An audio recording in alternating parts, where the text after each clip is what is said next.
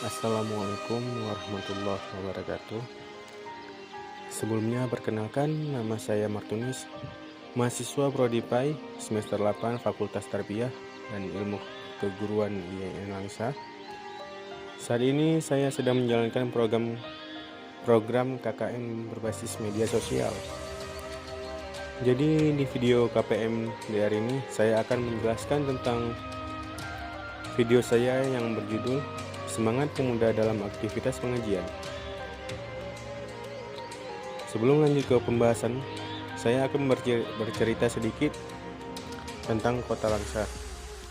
Kota Langsa merupakan salah satu wilayah kota yang terletak di antara Kabupaten Aceh Tamiang dan Kabupaten Aceh Timur, Provinsi Aceh, yang merupakan hasil pemekaran wilayah dari Kabupaten Aceh Timur yang terbentuk secara definitif pada tanggal 21 Juni tahun 2001 berdasarkan Undang-Undang Nomor 3 Tahun 2001 tentang pembentukan Kota Langsa sebagai kota yang sedang tumbuh dan berkembang di Aceh. Kedudukan Kota Langsa yang berada di jalan lintas nasional di wilayah Timur Aceh merupakan nilai strategis sebagai potensi sekaligus peluang yang perlu dimanfaatkan secara optimal. Kota Langsa juga merupakan penghubung antara Provinsi Aceh dengan provinsi lainnya.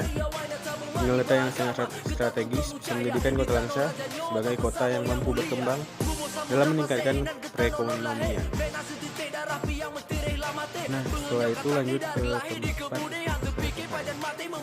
Jadi wilayah saya PKN berada di Kampung Matang Slimeng.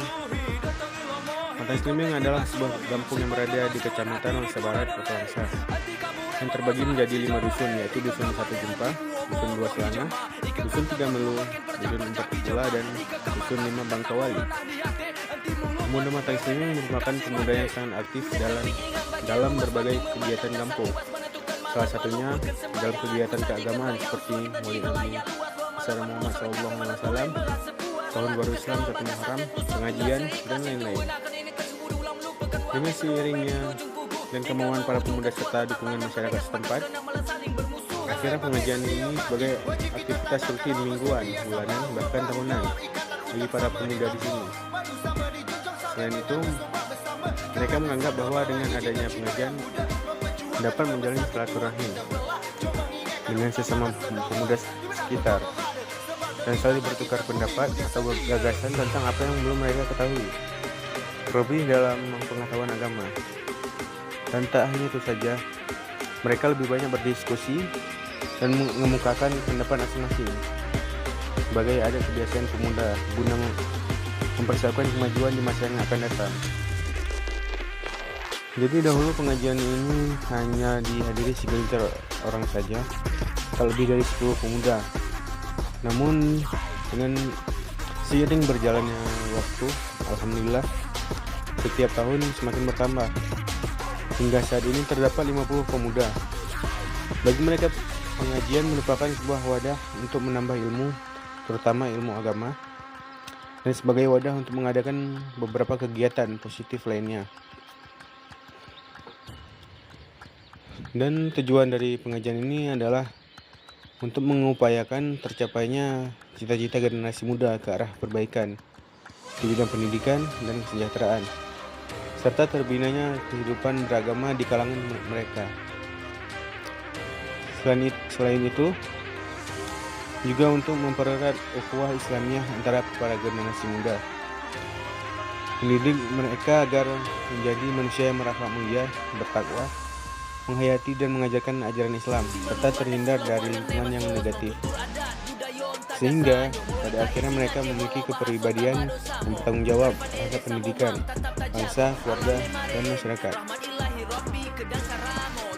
Nah, jadi saat ini kepengurusan pengajian pemuda berada di bawah kepemimpinan Tokoh Rahmat dan Tokoh Mustafa dan beberapa tokoh masyarakat setempat. Untuk keanggotaan pengajian ini sekitar 60 pemuda yang berusia 17 sampai 30 tahun. Sebagai dasar latar belakang dari faktor berdirinya pengajian pemuda ini adalah kekhawatiran para sesepuh masyarakat terhadap bakal generasi muda yang pada saat itu kurang mendapat perhatian dari orang tua dan lingkungan sekitar. Kurangnya rasa tanggung jawab dalam memperhatikan tugas mereka sebagai seorang muslim dan kondisi zaman yang terus berkembang, sehingga dapat menjerumuskan mereka dalam pergaulan yang kurang benar dan nantinya menyebabkan keterbelakangan moral serta keterpurukan akhlak. Nah, setelah itu pelajaran yang diajarkan dari pengajian ini yaitu tentang akhlak generasi muda. Untuk metode yang dipakai pengajian ini yaitu metode ceramah, tanya jawab, dan diskusi. Sementara dalam penyampaian materi, khususnya materi akhlak, terdapat beberapa proses dan cara yang dapat dilakukan dalam pembentukan akhlak generasi muda. Antara lain melalui pembiasaan, pergaulan, keteladanan, dan pemberian beberapa latihan. Kontribusi pembentukan akhlak untuk kontribusi pemuda dalam pembentukan akhlak adalah semenjak diadakan pengajian ini, sholat yang dulu saat sholat jamaah hanya diisi para orang tua saja, kini diisi para remaja atau pemuda. Pembahasan saya tadi dapat disimpulkan bahwa pengajian pemuda sebuah wadah bagi mereka untuk menjalin ukhuwah Islamiyah dan belajar agama sebagai bekal untuk masa depan mereka, sehingga mampu membentuk kepribadian yang soleh dan salehah. Masjid dan musola ini sebagai gambaran bahwa pengajian pemuda memiliki kontribusi yang sangat besar dalam pembentukan akhlak generasi muda di kemudian hari. Wilayah ini mempersiapkan generasinya dengan hal yang positif, sehingga menjadi sebuah kebiasaan bagi para pemuda menghadiri sebuah pengajian sebagai latihan penanaman rasa tanggung jawab dengan menjadi tutor tanpa menghilangkan masa remaja mereka, karena masyarakat tetap memberi kebebasan bagi mereka untuk bermain dan bergaul seperti layaknya pemuda lainnya. Jadi hanya sampai di sini video saya.